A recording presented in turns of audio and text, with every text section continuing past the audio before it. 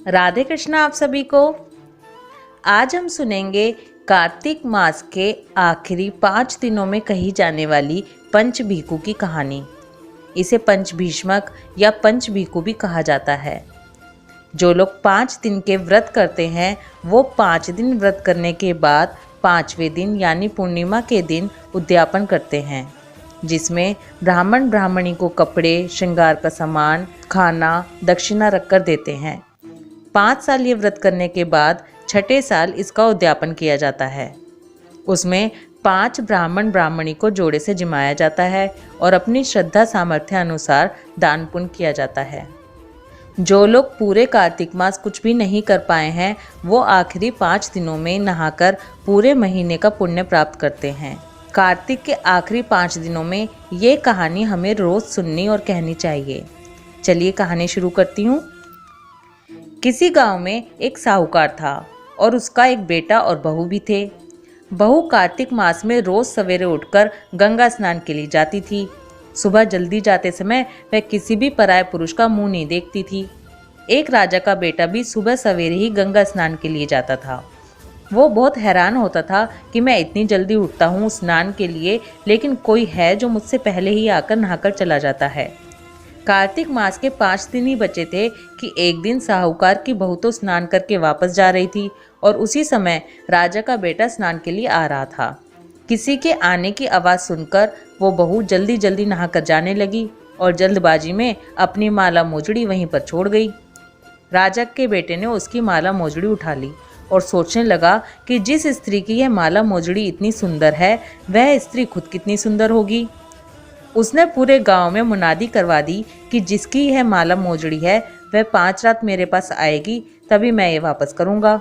साहूकार के बेटे की बहू ने कहलवा दिया कि मैं 5 रात आऊंगी, लेकिन किसी को साख भरने के लिए बैठा देना।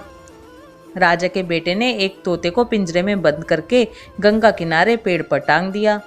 बहू सुबह के समय आई, पहली पैड़ी पर पैर रखा और बोली, हे कार्तिक के ठाकुर, हे राई दामोदर, 5 पांडु, छठे नारायण, भीखम राजा, उस पापी को नींद आ जाए।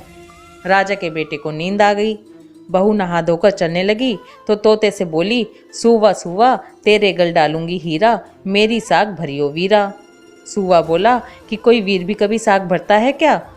वह फिर बोली, सुवा सुवा सुबह तेरे पग घालूंगी नेवर, साख भरियो मेरे देवर। सुवा ने कहा, ठीक है भाभी, मैं तेरी साख रखूंगा। वह तो कहकर चली गई। राजा का बेटा हड़बड़ाकर उठा और सुवा से पूछा कि सुवा सुवा वो आई थी क्या? कैसी थी? सुवा बोला, आभा की सी बिजली, होली की सी झल, केला की सी कामिनी, गुलाब का सा रंग।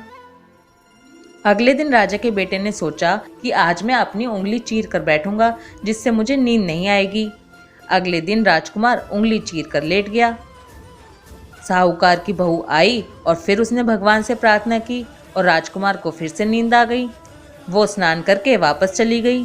सुबह राजकुमार ने तोते से फिर पूछा तो उसने वही सारी बातें दोहरा दी।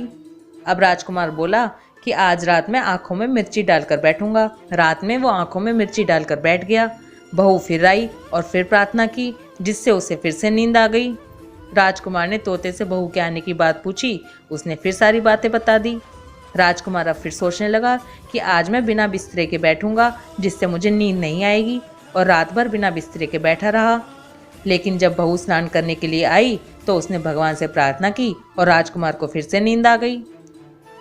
जब वो नहाकर जाने लगी तो आंख बंद करके चली गई। राजकुमार जब उठा तो वह जा चुकी थी।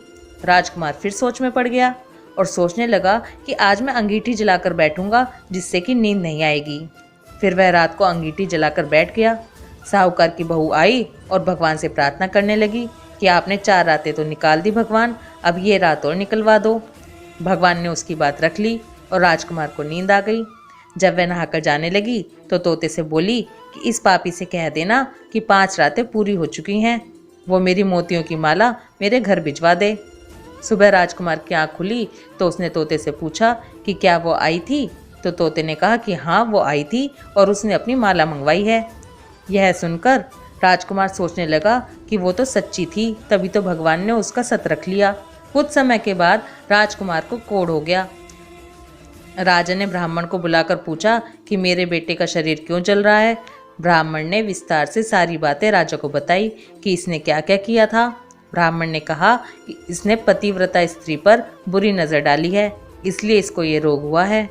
राजा ने इसके ठीक होने का उपाय पूछा तो ब्राह्मण ने कहा कि यह उस साहूकार की बहू को धर्म की बहन बनाए और रोज उसके नहाए हुए जल से नहाए तो ये ठीक हो जाएगा। राजा साहूकार की बहू की माला लेकर साहूकार के घर गया और बोला कि ये माला आपकी पुत्रवधू की है, इसे ले लें और आपकी बहू के नहाए हुए जल से मेरे बेटे को नहला दें।